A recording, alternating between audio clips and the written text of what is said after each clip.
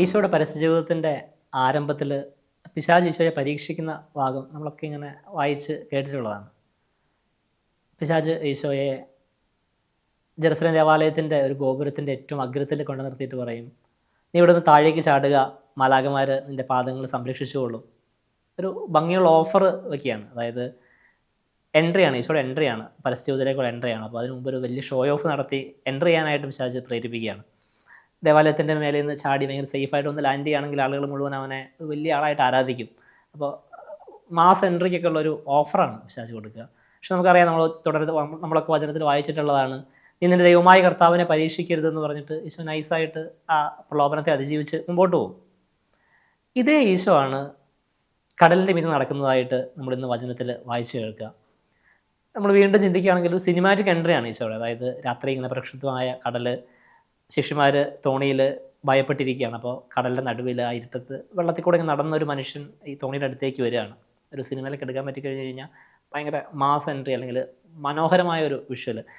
എനിക്ക് തോന്നുന്നത് നമ്മൾ ഒരുപാട് പേര് കണ്ടിട്ടുള്ള ഒരു പെയിൻറ്റിങ് ഉണ്ടാവും, ഇങ്ങനെ കടൽ, പ്രക്ഷുബ്ധമായ കടലിൻ്റെ നടുവിൽ ഈശോ ജലത്തിൻ്റെ മേലെ ഇങ്ങനെ നിന്ന് പത്രോസിനെ കൈ കൊടുത്ത് ഇങ്ങനെ കയറ്റുന്ന ഒരു പിക്ചറൊക്കെ കാണാൻ നല്ല മനോഹരമായ ഒരു ചിത്രം.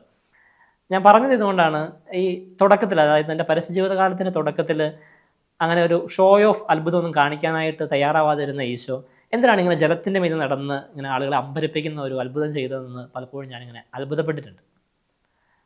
എനിക്ക് തോന്നുന്നത് നമുക്ക് ആ സംഭവത്തെ ഒന്ന് ഇങ്ങനെ എടുത്ത് അനലൈസ് ചെയ്ത്, അല്ലെങ്കിൽ ഒന്ന് അടുത്ത് പോയി നോക്കിക്കഴിഞ്ഞാൽ നമുക്ക് മനസ്സിലാവില്ല കാരണം എന്താണെന്ന്. നമ്മൾ വചനത്തിൽ വായിക്കും, ഈശോ അത്ഭുത പ്രവർത്തനങ്ങൾക്ക് ശേഷം, പ്രസംഗത്തിനൊക്കെ ശേഷം ഈ ശിഷ്യന്മാരെ ഒരു തോണിയിൽ കയറ്റി മറുകരയിലേക്ക് പറഞ്ഞു വിട്ടിട്ട് ഒറ്റയ്ക്ക് പ്രാർത്ഥിക്കാനായിട്ട് മലയുടെ മുകളിലേക്ക് പോയി. ഈശോ അവിടെ പലപ്പോഴും ചെയ്തിട്ടുള്ളതുപോലെ പിതാവിനോട് രാത്രി ഇങ്ങനെ സല്ലപിച്ചിരിക്കുകയാണ്, അല്ലെങ്കിൽ പിതാവിനോട് സ്നേഹസംഭാഷണത്തിലായിരിക്കുകയാണ്.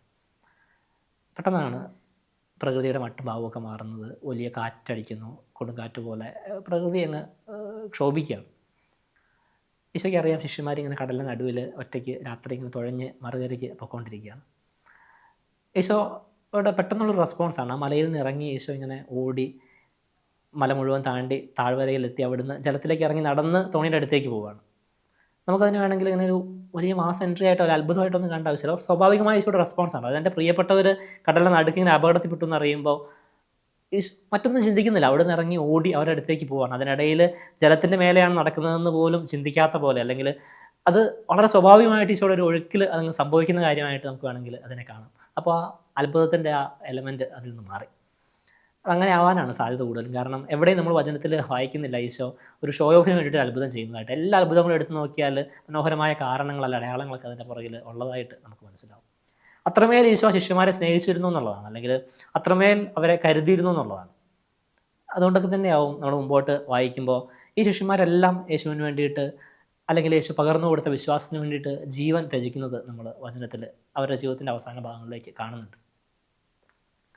ഇവിടെയുള്ളവരെ ഈ ഈശോ ഇങ്ങനെ വെള്ളത്തിൻ്റെ മുകളിൽ കൂടെ നടന്നു വന്നിട്ട് ശിഷ്യന്മാരെ നോക്കിയിട്ട് പറയുകയാണ്, നിങ്ങൾ ഭയപ്പെടേണ്ട, ഇത് ഞാനാണ്. നിങ്ങൾ ഭയപ്പെടേണ്ട, ഇത് ഞാനാണ്. നമ്മൾ ആലോചിച്ച് നോക്കി, ഒരു രാത്രിയുടെ യാമത്തിൽ ആ ജലത്തിൻ്റെ മീതെ കൂടെ നടന്നു വന്ന് ശിഷ്യന്മാരുടെ, അല്ലെങ്കിൽ തൻ്റെ പ്രിയപ്പെട്ടവർ അപകടത്തിലാണെന്ന് അറിയുമ്പോൾ അത് വെള്ളമാണെന്ന് പോലും ഓർക്കാതെ അതിൻ്റെ മേലെ കൂടെ നടന്ന് ഓടി വരുന്ന ആ ഈശോ നമ്മുടെയൊക്കെ ജീവിതത്തിലെ പ്രതിസന്ധികളിൽ, പ്രക്ഷോഭങ്ങളിൽ, അല്ലെങ്കിൽ നമ്മൾ തകർന്നു പോകുന്ന, നമ്മൾ തീർന്നു പോയി എന്നൊക്കെ ചിന്തിക്കുന്ന നിമിഷങ്ങളിലും ഇത് തന്നെയാണ് നമ്മളോട് പറയണേ, ഭയപ്പെടേണ്ട, ഇത് ഞാനാണ്.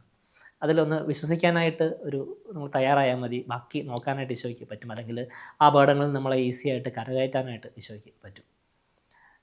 വീണ്ടും നമ്മൾ ആ ഭാഗത്തിലൂടെ ഇങ്ങനെ കടന്നു പോകുമ്പോൾ നമ്മൾ പത്രോസ് തിരിച്ച ഡയലോഗ് പറയുകയാണ്, നീ ആണെങ്കിൽ എന്നോട് നിന്നെപ്പോലെ നിൻ്റെ അടുത്തേക്ക് വെള്ളത്തിൽ കൂടെ നടന്നു വരാനായിട്ട് കൽപ്പിക്കുക.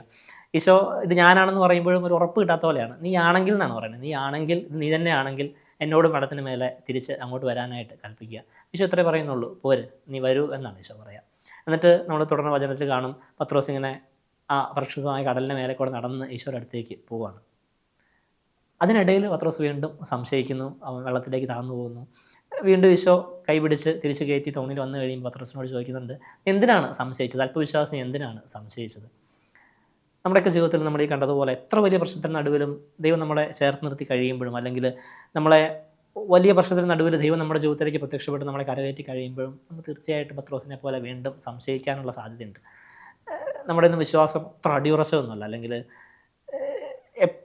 എത്ര വലിയ അത്ഭുതങ്ങൾക്ക് ശേഷവും അല്ലെങ്കിൽ ചില ജീവിതാനുഭവങ്ങളൊക്കെ ദൈവത്തെ നേരിട്ട് അനുഭവിച്ചതിന് ശേഷവും പിന്നെയും സംശയിക്കുന്ന നിമിഷങ്ങളൊക്കെ നമുക്കും ഉണ്ടാകും.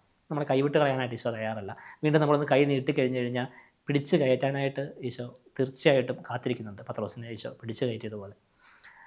ഈ ഒരു ഉറപ്പാണ് നമ്മളെയും സന്തോഷത്തോടെ ജീവിക്കാനായിട്ട്, പ്രശ്നങ്ങളെ അതിജീവിക്കാനായിട്ട് സഹായിക്കുക. പ്രശ്നങ്ങളില്ല എന്നുള്ളതല്ല, കടൽ ക്ഷോഭിക്കില്ല എന്നുള്ളതല്ല, മറിച്ച് ഭയപ്പെടേണ്ട, ഇത് ഞാനാണ് എന്ന് പറയാനായിട്ട് ഒരു യേശു നമ്മുടെ ജീവിതത്തിൽ, ഒരു ക്രിസ്തു നമ്മുടെയൊക്കെ ജീവിതത്തിൽ ഉണ്ട്. നമ്മളത് വിശ്വസിക്കാനായിട്ട്, ക്രിസ്തു ആണ് എന്ന് വിശ്വസിക്കാനായിട്ട് തയ്യാറായാൽ മതി. തീർച്ചയായിട്ടും നമുക്കും അതിനെയൊക്കെ അതിജീവിച്ച് മുമ്പോട്ട് പോകാനായിട്ട്, യേശുവിൻ്റെ കരം പിടിച്ച് മുമ്പോട്ട് പോകാനായിട്ട് സാധിക്കും. യേശുവിൻ്റെ പ്രിയമുള്ളവരെ, ഇന്നത്തെ സുവിശേഷം നമുക്ക് നൽകുന്ന ഒരു ഉറപ്പുണ്ട്. അത് എത്ര വലിയ പ്രതിസന്ധികളിലാണെങ്കിലും, നമ്മൾ ജീവിതത്തിൽ ഏത് പ്രതിസന്ധിയിലാണെങ്കിലും ഈശോ കടന്നു വന്നിട്ട് ഇത് ഞാനാണെന്ന് പറയാനായിട്ട് തയ്യാറാണ് എന്നുള്ളതാണ്. അപ്പോൾ നമ്മൾ ഭയപ്പെടേണ്ട ആവശ്യമില്ല, പേടിക്കേണ്ട ആവശ്യമില്ല. അത് മാത്രമല്ല, ഈശോ നമുക്ക് കാണിച്ചു തരുന്നത് നല്ല മാതൃകയുണ്ട്. അത് നമ്മുടെ പ്രിയപ്പെട്ടവർക്ക് വേണ്ടിയിട്ട് ഏതറ്റം വരെയും, സ്നേഹത്തിന് വേണ്ടിയിട്ട് ഏതറ്റം വരെയും പോകാനായിട്ട് ഈശോ തയ്യാറാണ്.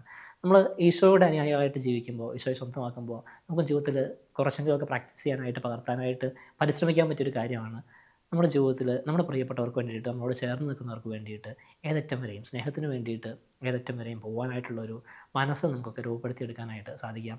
യേശുവിൻ്റെ അത്രയും നമുക്ക് ചിലപ്പം എളുപ്പമായിരിക്കില്ല, പക്ഷേ നല്ല പരിശ്രമങ്ങൾ ഉണ്ടാവട്ടെ എന്ന് സ്നേഹപൂർവ്വം ആശംസിക്കുന്നു. ദൈവം നമ്മളെല്ലാവരെയും സമൃദ്ധമായിട്ട് അനുഗ്രഹിക്കട്ടെ.